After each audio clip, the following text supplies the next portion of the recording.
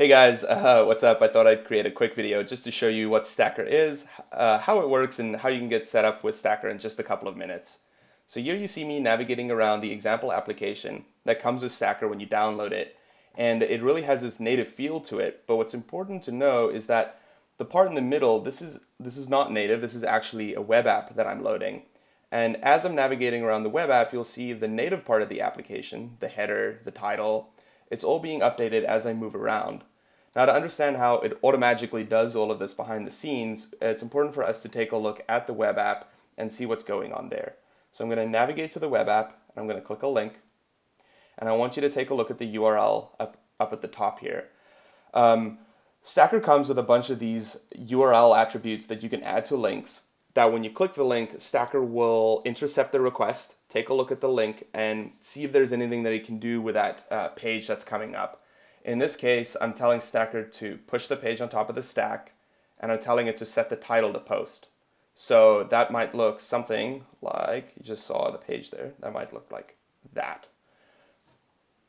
So Stacker comes with a bunch of these special URL parameters, and I encourage you to take a look in the documentation and see what's available to you to help you drive your iOS app from your web app. So let's get started. Let's create an example application real quick in Xcode. Once you have Xcode up and running, let's create a new single view application project. And I'm just going to call it GR for short, game room for short. And I'm just going to replace my previous example that I was working on. And great, once you have your project set up, the next thing to do is to import Stacker. So download Stacker and take everything from the lib folder and just drag that into your project. Then take everything from your assets folder and drag that under the supporting files folder. Great. Now in appdelegate.m, let's import the header, and let's create our first Stacker controller. I'm just going to call it my Stacker controller, and what I'm going to do is I'm going to initialize my Stacker controller with the URL of the web app, like where I'm hosting it. So in this case, I'm just hosting it locally at localhost port 3000, and I'm going to give it a page title of home. That makes sense, right? Great. Now the next thing is the usual boilerplate code that I'm sure you're used to when you start an iOS application. So I'm just going to copy and paste that in right now.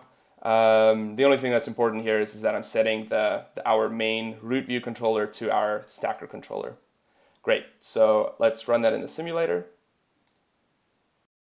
Great, here it is running in our simulator, and it's very similar to what I showed you guys earlier. You can navigate around, you can refresh your pages, the title's being updated, and remember we said in the first URL that we wanted the title to be home. So like right out of the gate, with just very few lines of Objective-C, we have a pretty good good start to an application going here. And most of that is not Objective-C code. It's actually being driven by our web app.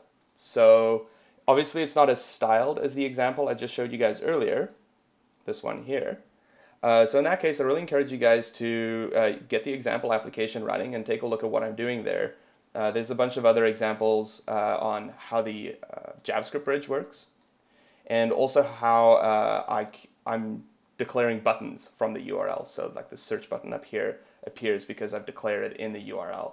So other than that, I think that's all I wanted to show in this video. I'm really excited to see what you guys build with Stacker in the future.